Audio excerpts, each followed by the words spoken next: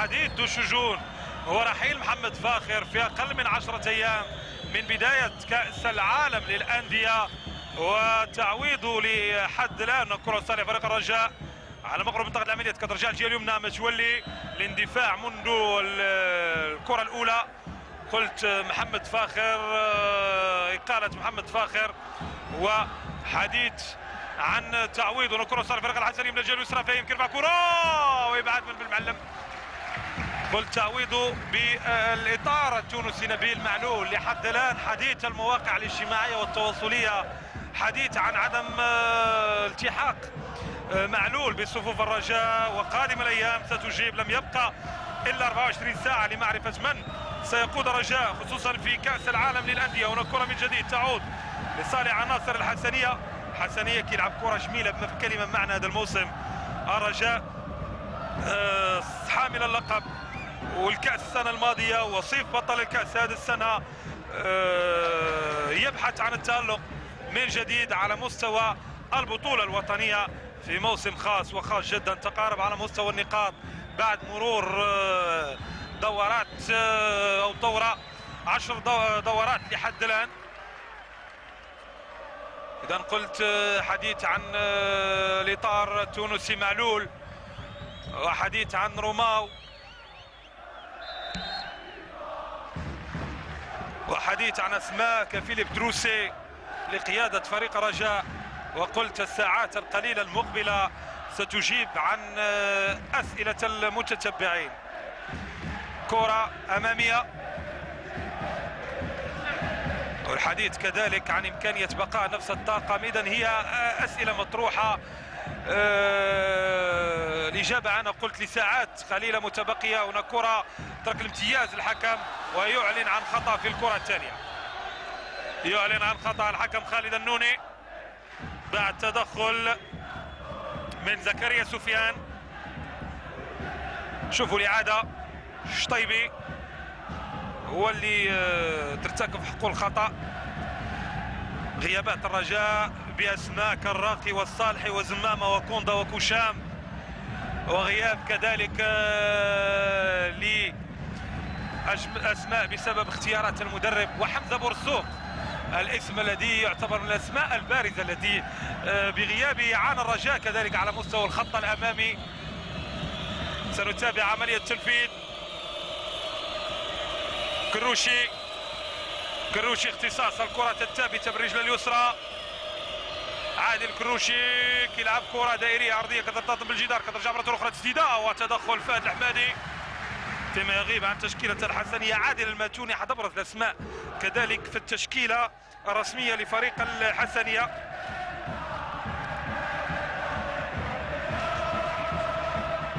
كرة أمامية كترجع بجديد في وسط الميدان. متولي كترجع عند فيفيان مابيدي عند الحافظي عند متولي.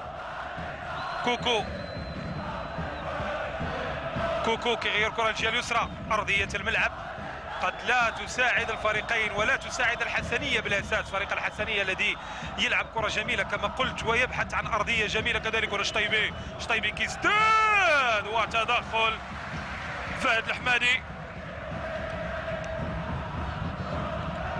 فريق رجاء اللي قلت نازم بضربات ترجيعية امام فريق الدفاع الحسني الجديد عريس كأس العرش المغربي، والهزيمة بهدف مقابل لا شيء في مؤجل الدورة التاسعة.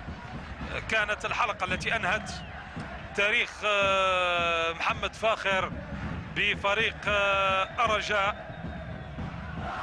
فريق الرجاء الذي كان صاحب سابقا في التسعينيات من القرن الماضي بفسخ عقده كذلك مع مولدوفان. نتذكر وانذاك الرجاء في الصدارة بفارق 8 نقاط تقريبا.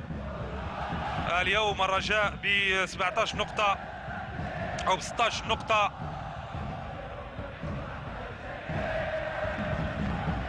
فارق 4 نقاط على المركز الأول. هنا محاولة داخل منطقة العمليات أقرب إلى فهد الحمادي في آخر المطاف. فهد الحمادي. أجواء جميلة جدا. مدرجات ملعب الانبعاث كرة من جديد عند كوكو مابيدي كترجع مرة أخرى تغطية فيهاش خطأ كيقول الحكم. كترجع لورا عند كاروشي. رجاء بعد المقابلة غيستقر أو غيستقر هنا بمدينة أكادير.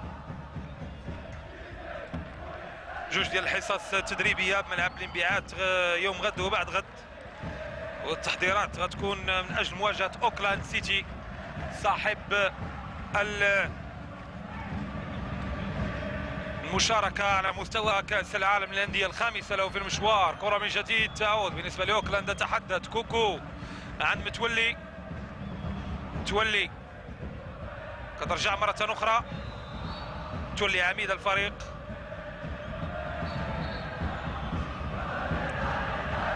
شوفوا الإعادة، كان تدخل من زكريا سفيان والحاج. نفس التركيبة البشرية أو التشكيلة الرسمية الأخيرة في مباريات ما عدا مباراة الدفاع الحسني الجديد اللي عرفت التغييرات. أن فريق رجاء رغم كل شيء بانتدابات لمجموعة من الأسماء، منها من لم يدخل بالرسمية لحد الآن في مشوار الفريق الأخضر بانتدابات مالية كبيرة. الشيء اللي طرح أكثر من علامة استفهام.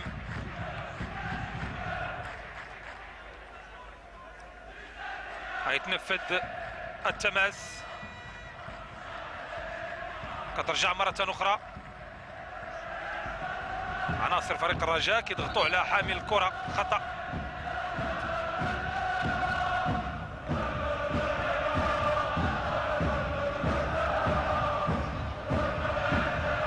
كرة من جديد، هذه المرة التنفيذ. هناك عز الدين حيسة العميد ورجل التجربة والخبرة. كرة عند العسكري،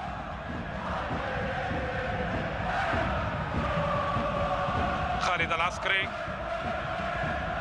كرة أمامية كترجع بالرأس مرة أخرى في وسط الميدان. يا جوريو أيضا الكرة القلب عند شطيبي، كتلعب عند كوكو. كوكو كيمر الكرة في اتجاه متولي. متولي في الجهة اليمنى غيبحث على الكرة. متولي غيبحث على المراوغة أمام أبو الطالبي، كيمرر وركنية.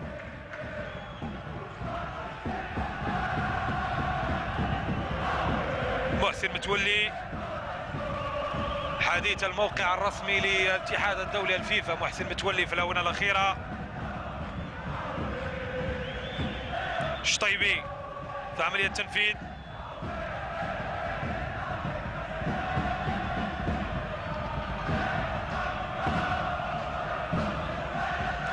تابعوا الركنية، كتلعب كرة دائرية ونراسية. هناك خطأ لصالح كريم أيت الدرم.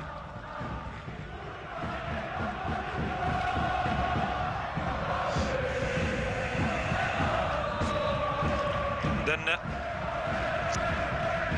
كتلعب كرة من جديد عند فهيم، رمجة اليسرى، مراوغة بطريقة جميلة، كتلعب تمريرة أمامية، فرصة حكم كيقول ما كاينش هناك ضربة جزاء. كان تدخل من الحارس خالد العسكري. كرة صالح فريق الرجاء، تمريرة أمامية راسية كترجع مرة أخرى الجهة اليسرى. أبو الطالبي،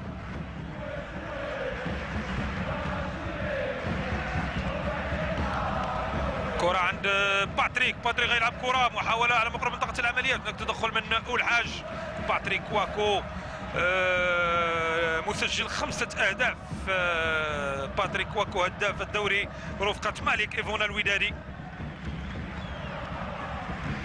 كترجع مرة أخرى لصالح فريق الحسنية.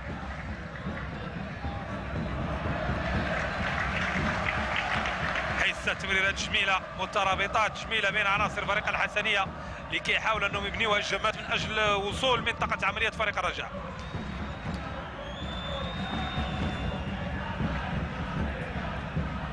العسكري بالمعلم عند الحاج بجانب كاروشي. الحاج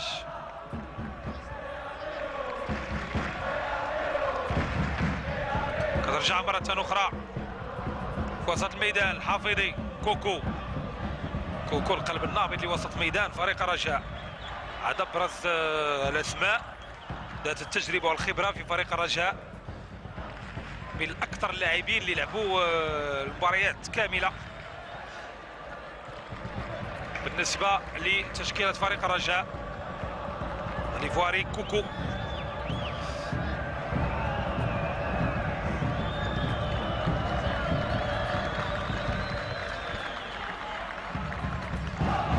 تماس كترجع مرة أخرى.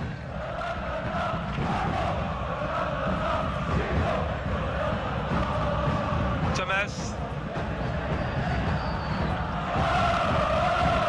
كرة داخل منطقة العمليات، محاولة الإبعاد.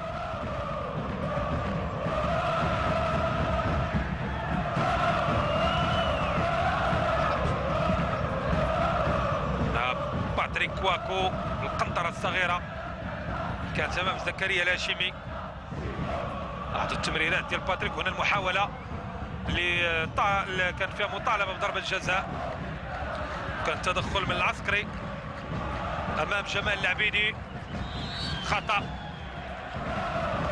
صالح اللاعب باتريك كواكو.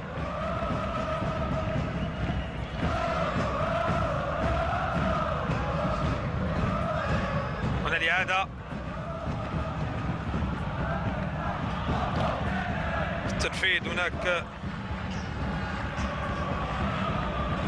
لاعب عز الدين حيسة.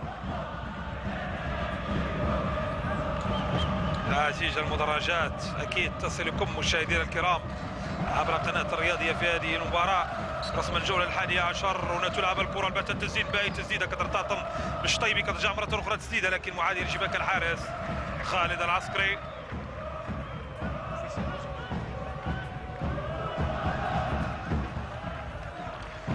من ضربه مرمى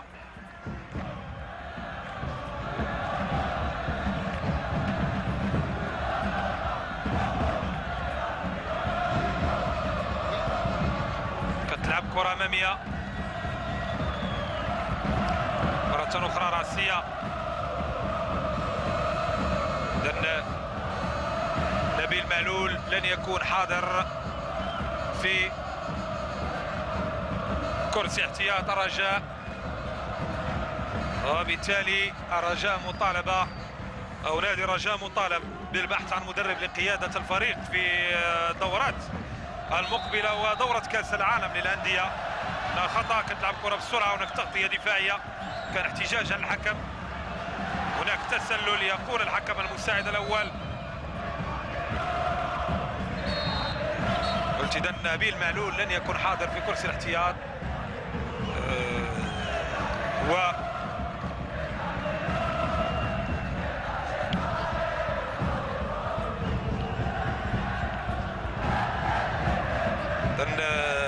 حديث رسمي عن غيابه، والحديث الآن عن فيليب دروسي أو روما وأسماء أخرى مرشحة لقيادة فريق الرجاء أو الطاقم التقني الحالي. كرة في الجهة اليمنى،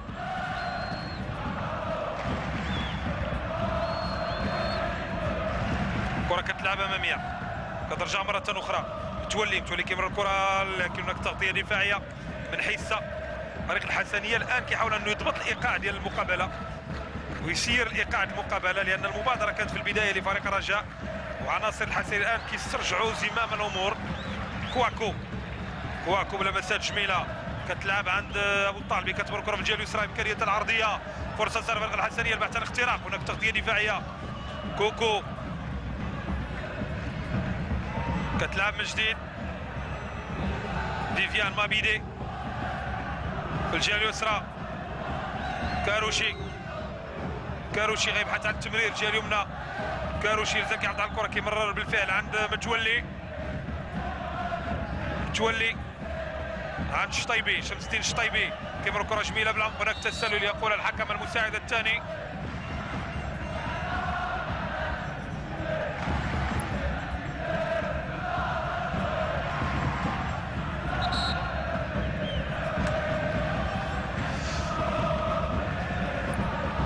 أمطار الخير تتهاطل على مدينة أكادير في هذه الأثناء. كرة أمامية من فهد الحمادي كتلعب براسية أو عفوا كنترول كان من زكريا الهاشمي بالرجل اليمنى. هنا هلال الطير كيحضر الدكتوراه كذلك في التسيير الرياضي. هلال الطير حاصل على دبلوم تدريب الاتحاد الاوروبي للعبه. يتسلق الدرجات والسلم رفقه فريق رجاء هلال الطير ليصبح صنع منتوج رجاوي كذلك. هنا الاسماء الغائبه عن هذه المواجهه وتشكيله فريق الرجاء كذلك ما نساوش عبد الصادق والشادلي، الاسماء التي بدورها تبقى راسخه في ذهن فريق ودار فريق الرجاء وكذلك في تاريخ الرجاء. كره من جديد تمريره كترجع مره اخرى، يحاول المراوغه وخطا يقول الحكم.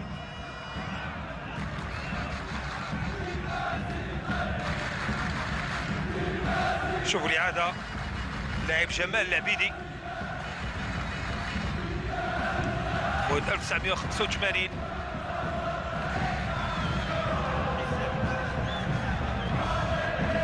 كرة أمامية داخل منطقة العمليات، راسية كرة خطيرة عن طريق اللاعب عادل فهيم. مر مجموعة من الأندية عادل فهيم، تعاز مريخ خميسات، المغرب الفاسي كذلك أظن أولمبيك خريبكا. عادل فهيم صاحب الرجل اليسرى العسكري كتلعب كرة أمامية باتجاه شطيبي وترجع مرة أخرى يا جور عند الحافظي اللي فقد مجموعة من المميزات ديالو منذ المشاركة ديالو في كأس إفريقيا الأخيرة. ما يمكن نقولوا هز حافظي وحط حافظي اخر فريق رجاء. هنا كره اخرى كترجع حافظي. اليوم الحافظي كيبحث على عوده التوهج ديالو رفقه الفريق الاخضر. حافظي كيمر في الجهه اليمنى و تبعث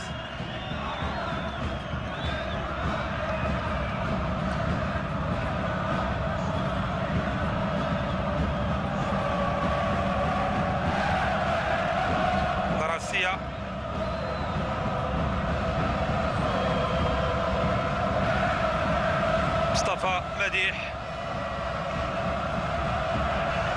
خريج المدرسة البلجيكية، درب مجموعة من الأندية. مصطفى مديح من الأطر، مصطفى مديح من الأطر المغربية من الخمسة الأوائل في أو الثلاثة الأوائل كمدرب حصد الألقاب في الدوري المغربي. ولا ننسى تدريبه للمنتخب الأولمبي كذلك. هنا كرة لصالح فريق الحسنية وبناء لأندية قوية مديح وتفانيه كذلك. قد نلقبه بالبركان الهادئ. الألعاب الفرنكوفونية والخور القطري ومجموعة من الأندية. الميدالية الذهبية من التسديدة مع المنتخب المغربي في الألعاب الفرنكوفونية سنة 2001 وفاز مع أولمبيك ريب قبل لقب كأس العرش بلقب كأس العرش موسم 2005-2006 والبطولة 2006-2007 فاز مع فريق جيش ملكي بلقب كأس العرش موسم 2006-2007 والبطولة 2007-2008. يقود الحسنية الموسم الثاني بالمعطيات الخاصة للحسنية ويصنع فريق متكامل بالقدرات الخاصة للحسنية. مصطفى مديح الإطار الوطني اللي يمكن نقول انه في اثناء قبل عمليه الاحماء كان بين الفينه الاخرى كيتكلم مع اللاعبين ديال الرجاء، كيرفع من المعنويات ديالهم في المشاركه القاريه المقبله في صوره جميله من الاطار الوطني. مديح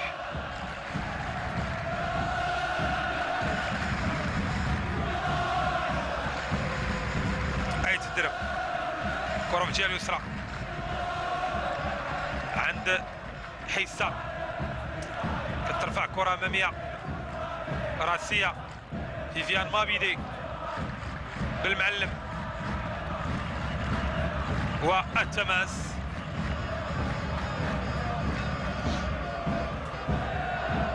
في تنفيذ ربيع أبو الطالبي، تلعب كرة فيها خطأ يقول الحكم.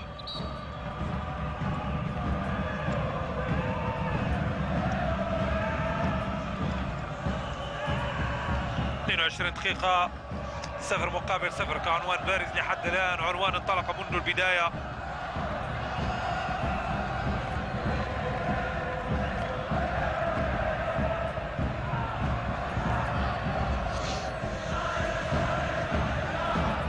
خالد العسكري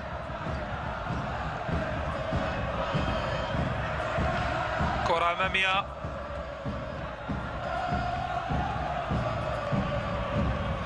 كتلعب من جديد شطيبي كيمر الكرة الجالسة عند الحافظي، كترجع مرة أخرى إلى التماس. كاروشي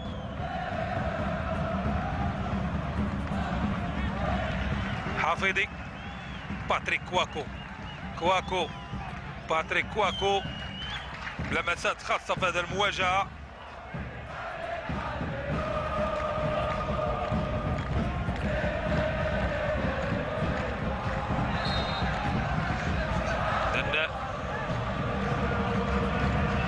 تنفيذ التماس عن طريق المفضل، كترجع عند الحافظي كيطالب الكرة، الحافظي فيهاش خطأ، كتلعب كرة خطأ لصالح اللاعب جمال العبيدي، كتلعب كرة بسرعة. كواكو مفضل، كترجع عند زومانا، كترجع مرة أخرى راسية. حافظي عن شطيبي، متولي بالمعلم، هناك تماس. تكلمت على محسن متولي، قلت انه حديث الموقع الرسمي للفيفا، كونه من الاسماء البارزه في تشكيله فريق الرجاء والاسماء اللي قادره على قياده فريق الرجاء لاداء جيد في التظاهره المقبله. هنا تماس والحاج كروشي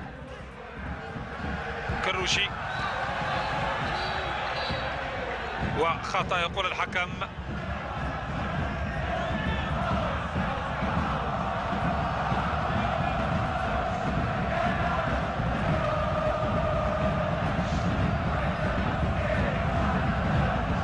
إذن خطأ.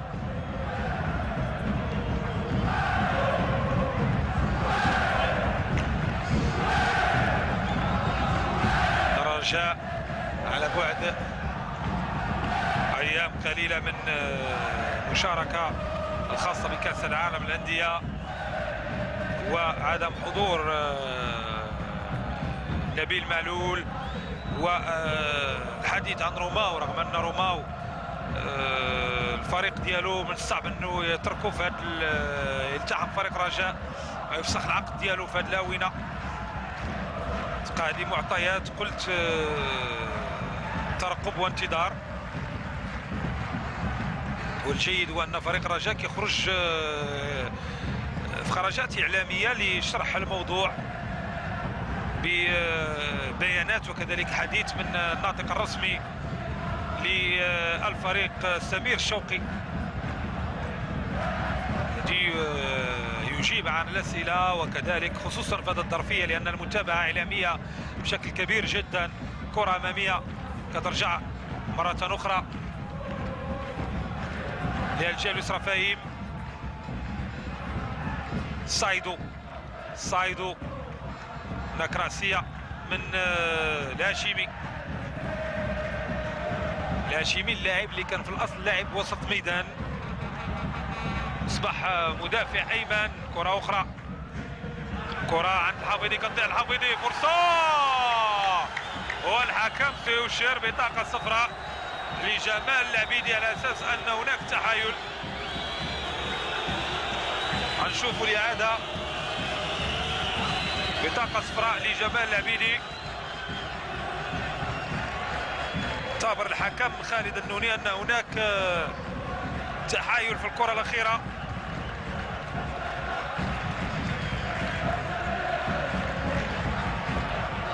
إذن نتابع هنا الإعادة.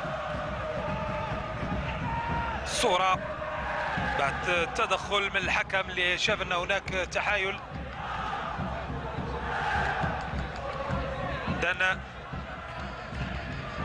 كترجع كرة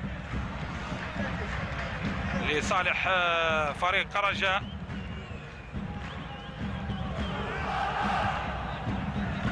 مرة أخرى العسكري،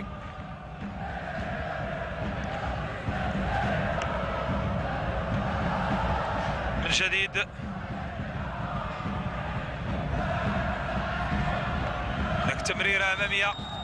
ياجور اللي بقى معزول على الباقي. ياجور كيدخل من ضغط العمليات والتغطية من الحارس فهد الحمالي وركنية.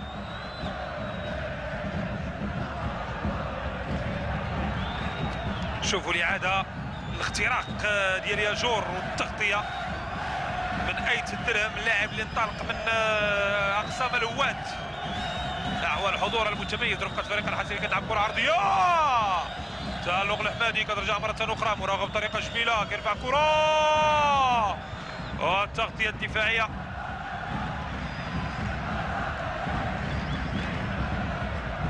دراسية فيفيان مابيدي، حافظي، مابيدي كترجع مرة أخرى، خطأ هو بطاقة صفراء للاعب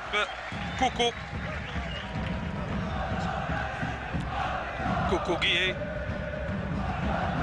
هناك لاعب مصاب في تشكيلة فريق الحسنية، لاعب أظن شوفوا اللاعب المصاب واللاعب أيت الدرهم أظن واللاعب اللي سقط على الأرض.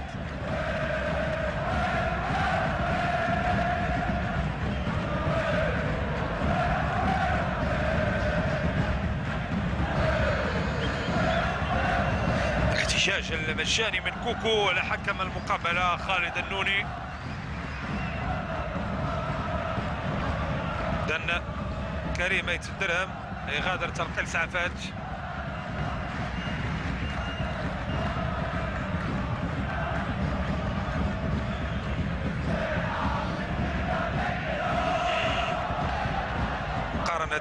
بين الفريقين على مستوى تشكيلة الفريقين، على مستوى الانتدابات بين الحسنية ورجاء فرق كبير، حتى بين الرجاء ومجموعة من الأندية. لكن رغم ذلك فريق الرجاء لم يكن بمقدوره صنع الفارق، ولم يكن بمقدوره خلق ما عاشه على الأقل بكرة القدم التي اعتبرت في تسعينيات القرن الماضي مجد الرجاء بامتياز. الفريق الذي في 6 سنوات بنى تاريخا كبيرا على مستوى اللعبة في الدوري المغربي بعناصر الأمل. هناك كرة من الجهة اليمنى، العبيدي كيرفع كرة عالية، هناك الهاشمي من جديد كتلعب مرة أخرى كوكو مرة أخرى، الهاشمي كيحافظ على كورته، الهاشمي كيمرر متولي عند شطيبي، كترفع كره في اتجاه ياجور، لكن هناك تغطيه دفاعيه، كترجع مره ثانيه بطريقه جميله، طريقه جميله في المراوغه كانت من المهدي المفضل، عناصر الامل المهدي المفضل بالحضور ديالو. كذلك كره في الجهه اليمنى، امل الحسنيه في اسماء يبحث من خلالها على خلق الفارق على مستوى النتائج في الدوري المغربي الاحترافي. كره من جديد فيها خطا يقول الحكم.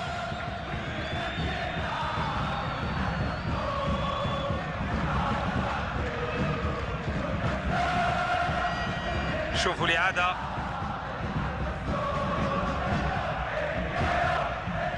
تمريرة أمامية راسية، شطيبي كترجع عن فيفيان مابيدي،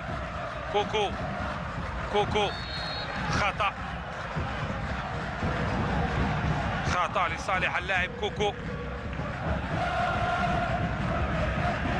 32 دقيقة بعنوان التعادل 0-0. ربما يمكن نقولوا تخوف حاضر لا محالة بين الفريقين. متولي كتلعب عند فيفيان مابيدي، حافظي،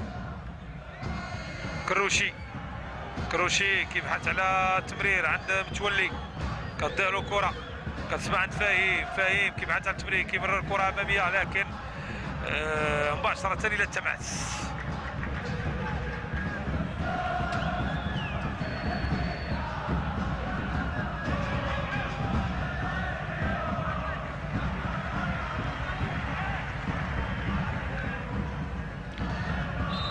هناك خطأ لصالح صايدو.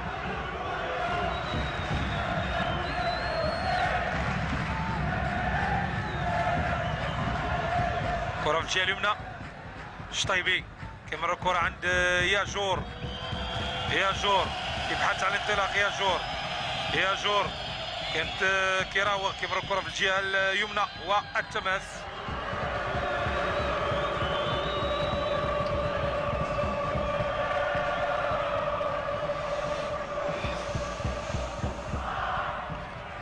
نفذ، كتلعب كرة عند العبيدي، حاول يمر الكرة في الجهة اليمنى عند المهدي المفضل، تخرج كرة للتماس. حافظي، متولي كيراو بطريقة جميلة، متولي في وسط الميدان كتضيع له كرة، خطأ كيقول الحكم. متولي اللي كيلعب في وسط الميدان وكيغير المكان ديالو مع الشطيبي اللي كيلعب في الجهة اليمنى، يصبح لاعب متولي كيقوم بدور محوري ك رقم 10 ديال فريق الرجاء في هذه الدقائق. شطيبي كيمر الكرة في الجهة اليمنى، لكن هناك تمريرة عرضية لكن تصبح ركنية.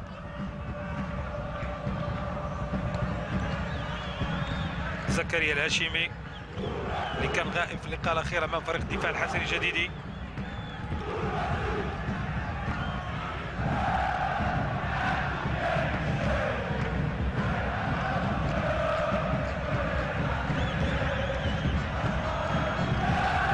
أخرى لصالح فريق الرجاء، عرضية الكرة عالية، والحاج حاول أنه يلعب كرة بالراس وحاول أنه يمرر عوض أنه يلعب كرة في اتجاه المرمى.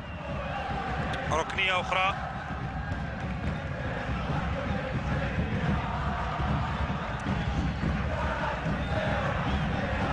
لأن ركنية. شطيبي، شمس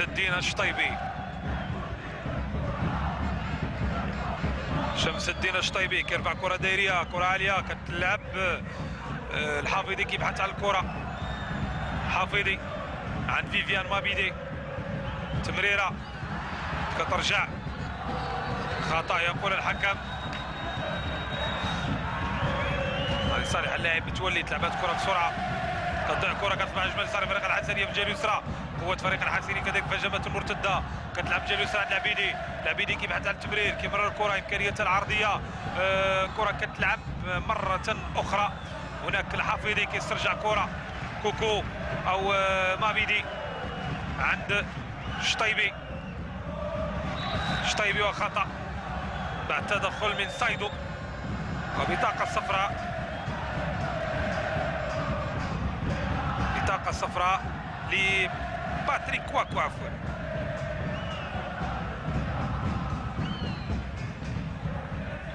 شوفوا الإعادة كانت مراوغة من شمس الدين الشطيبي اللي سبق التوج في كأس العرش مع 3 ديال الأندية مختلفة الفتح المغرب الفاسي والرجاء بين اكثر اللاعبين اللي لعبوا نهايات ديال كاس العرش. كره في وسط الميدان فهيم كتلعب عند العبيدي مرة أخرى في وسط الميدان طريقة جميلة كيراوغ لاعب سايدو يمرر لكن أقرب إلى ضربة مرمى.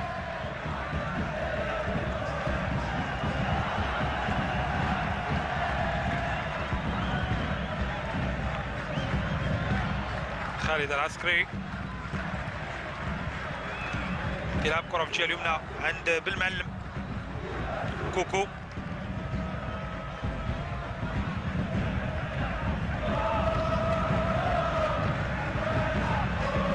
شطيبي عبيدي شطيبي كتلعب عند كوكو بالمعلم تمريرا بالمعلم في اتجاه متولي كيمرر الجهه اليمنى هناك ياجور اللي كيرجع من اجل البحث على الكره كتلعب عند الهاشمي كوكو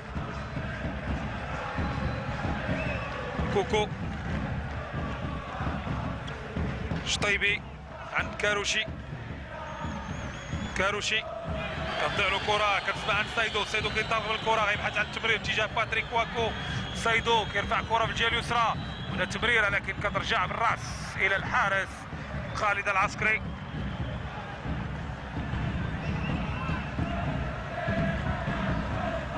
كاروشي فيفيان مابيدي متولي كيراوغ متولي كيبحث على التمرير متولي كتضيع له كره تدخل جميل من ايت الدرب كره اماميه نقول حاج مع اللاعب كواكو كيبحث على العبيدي كيرفع كره دايريه وراسيه ما مشاش بطريقه جيده كترجع مره اخرى متولي الايقاع يمكن نقول ترتفع شيئا ما في هذه الدقائق و يمكن نشوفوا محاولات اخرى بين الفريقين. خطأ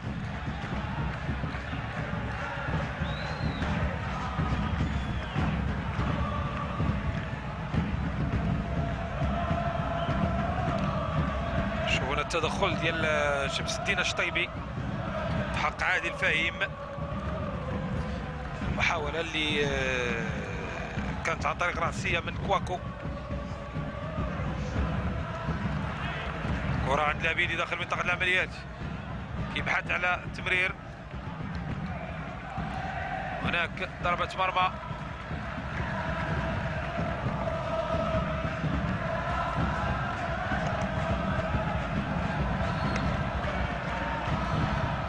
فريق الحسنية صاحب المركز الخامس 17 نقطة من 10 مباريات فاز 4 تعادل في 5 ونهزم مقابلة واحدة سجل خط هجومه 17 هدف واستقبالات مرماه 14 الهدف ثاني احسن خط هجوم بعد هجوم فريق الوداد. كرة في الجهة اليمنى عند الهاشمي فريق الرجاء صاحب المركز السابع ب 16 نقطة من 10 مباريات فاز في 4 تعادل في 4 ونهزم في 2 ديال المقابلات امام فريق الدفاع الحسن الجديدي وامام فريق اولمبيك خريبكا سجل خط هجومه 9 الاهداف ودخولات مرمى 6 ديال الاهداف. حافظي كترجع لورا. فيفيان مابيدي كيمرر عند كروشي البحث على الكرة من الحافظي. كتلعب كرة مرة أخرى. كروشي كيمرر الكرة عند ياجور داخل منطقة العمليات يبحث عن المساندة. الحافظي كيرفع الكرة لكن بعيدة كتضيع كرة فريق الرجاء. كترجع لعناصر فريق الحسنية مرة أخرى. طريقة جميلة كيمرروا الكرة عناصر الحسنية من أجل إخراجها من منطقة العمليات.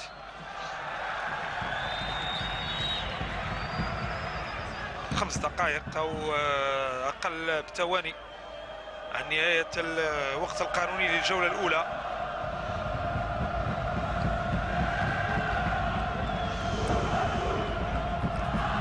رجع كرة من جديد. محاولة أخرى متولي كيطالب بالكرة مكنش منها يدرك. رجعت متولي كيبحث على التمرير. كترجع عند ياجور هناك خطر لصالح اللاعب ايت الدرهم لقيم مقابله جيده. كل تنطلق كذلك رفقه شباب هواره اللي كيدربها بالمناسبه او التحق التدريب ديالها المدرب مصطفى حراف واللاعب السابق لفريق الرجاء نور الدين حراف اللاعب السابق للرجاء اللي كيشرف على قياده فريق اخر في المنطقه القريبه من اكادير. هواره كتلعب كره مره اخرى كترجع عند فهيم.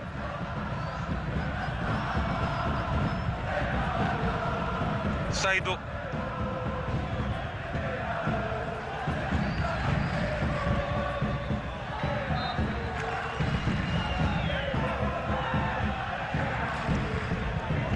كرة أمامية.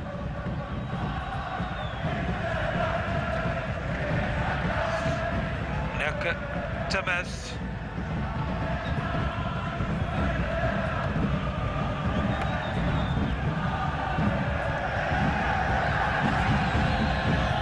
تلعب من جديد.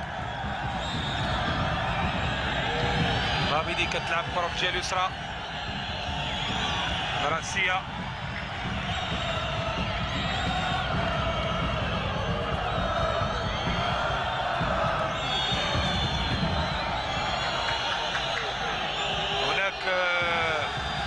احد رجال الوقايه اللي سقط على الارض وبالتالي كل الجماهير تتفاعل كطلب التدخل من اجل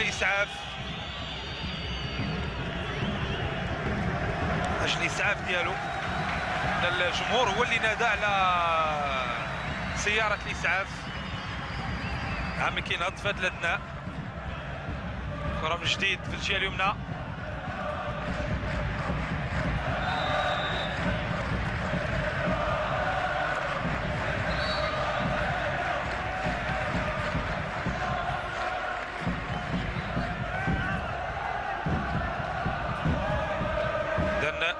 غادر لتلقي الإسعافات بدوره كذلك. وهنا فرصة لصالح فريق الحسنية عن طريق عادل فهيم كيرفع كرة دائرية داخل منطقة العمليات. محاولة لإبعاد من الهاشمي كترجع مرة أخرى. إمكانية العرضية من فهيم برجل يمنى ما كانش طريقة جيدة. كترجع عند العبيدي وإبعاد كوكو كيمر الكرة عند الحافظي. طريقة جميلة كياخذ الكرة الحافظي كيمر الجهة اليمنى عند ياجور كيطلب من مابيدي انه يصعد بالجهة اليمنى لكن تألق ايت الدرهم مرة أخرى. كرة بالجهة اليسرى في اتجاه شطيبي كيبحث على المساندة الهجومية. حافظي كيمرر عند فيفيان مابيدي. الهاشمي حافظي وخطأ لصالح فريق الرجاء.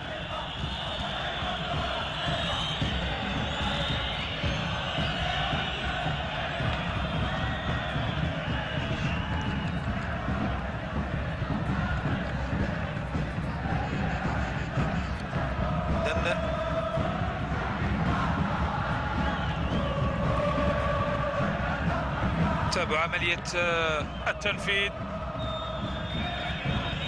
2 دقائق وقت بدل ضائع. كرة لصالح فريق الرجاء عن طريق كرة ثابتة. شمس الدين الشطيبي في التنفيذ. شمس الدين كيرفع كرة كترتطم بالحائط كترجع مرة أخرى عند متولي اللي كيرفع كرة. كانت هناك تغطية دفاعية بالراس مرة أخرى محاولة لإبعاد فهيم كيرفع الكرة. خطأ لصالح اللاعب جمال العبيدي.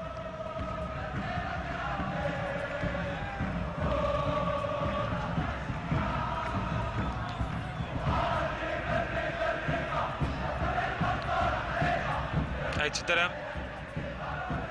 حيسا الهاشمي كيلعب كرة كترجع عند متولي. متولي كيرفع كرة أمامية في اتجاه ياجور وصراع المهاجم والمدافعين. ياجور كيبحث على دخول منطقة العملية. ياجور كيبحث عن التمرير. ياجور كترفع كرة. هناك تغطية دفاعية. تسلل يقول الحكم المساعد الثاني.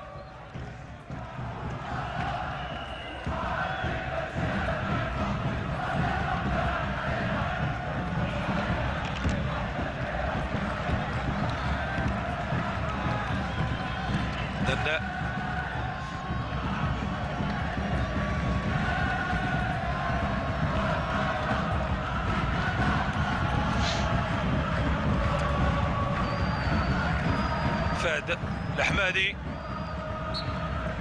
وفي هذا الاثناء للحكم خالد النوني عن نهاية الجولة الأولى بالتعادل 0-0 بين الحسنية ورجاء برسم الدورة 11 من الدوري المغربي الاحترافي. نلتقي مشاهدينا مع بداية الجولة الثانية إن شاء الله.